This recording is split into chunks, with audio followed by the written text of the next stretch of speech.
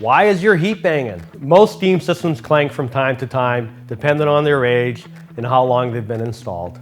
Steam systems bang when condensate and steam collide together, and that makes what we call flash steam. And it sounds like taking a 5-pound hammer and they're smacking against the pipes in your basement. Here are 5 things to look for in your home to prevent banging pipes. Number 1, go up to your steam radiators and make sure that they're pitching back to the main valve. Number 2, make sure that the main valve at the steam radiator is fully open, even in the rooms that you're not occupying. Number 3, look for piping in your basement that is back pitched and not pitching correctly towards the boiler. Number 4, maybe you're overfilling your boiler and you're putting more water into the system versus steam. Number 5, if you've taken out a radiator from a recent remodel or in an area that you're no longer in use and you left a line too long, you could be holding condensation. It's like holding your finger over a straw. So if you have a banging system, give us a follow.